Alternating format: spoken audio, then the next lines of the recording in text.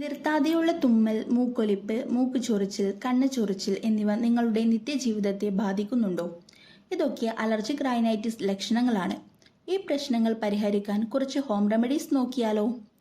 ദിവസവും രാവിലെ വെറും വയറ്റിൽ ഒരു സ്പൂൺ തേനിൽ ഒരു നുള്ളു മഞ്ഞൾ മിക്സ് ചെയ്ത് കഴിച്ചു നോക്കൂ. കുറഞ്ഞത് ഒരാഴ്ചയെങ്കിലും തുടർച്ചയായി കഴിക്കണം. നല്ല മാറ്റം അനുഭവിച്ചറിയാം. ഇത് കൂടാതെ നമുക്ക് അണുതൈലം ഉപയോഗിക്കാം. അണുതൈലം ആയുർവേദ മെഡിക്കൽ ഷോപ്പുകളിൽ ലഭ്യമാണ്. രാവിലെ സൂര്യോദയത്തിനു ശേഷം ഭക്ഷണത്തിനു മുൻപോ അല്ലെങ്കിൽ വൈകിട്ട് അസ്തമയത്തിനു മുൻപോ ഉപയോഗിക്കാവുന്നതാണ്. അണുതൈലം മൂക്കിൽ ഒഴിക്കുന്നതിന് മുൻപ് കുറഞ്ഞത് ഒരു 10 മിനിറ്റെങ്കിലും ആവി പിടിക്കുക. കൂടാതെ അണുതൈലം ചൂടുവെള്ളത്തിൽ വച്ച് ചെറുതായി ഒന്ന് ചൂടാക്കിയതിനു ശേഷം ഉപയോഗിക്കുന്നത് കൂടുതൽ ഫലപ്രദമാണ്.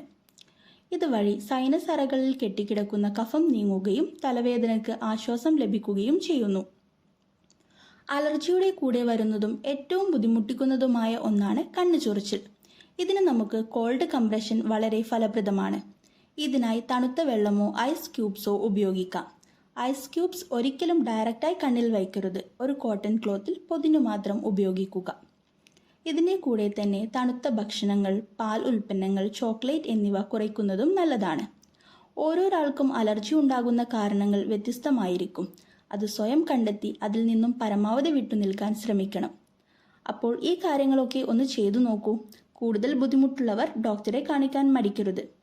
ഇതുപോലുള്ള കൂടുതൽ അറിവുകൾക്കായി ചാനൽ സബ്സ്ക്രൈബ് ചെയ്യുക. താങ്ക്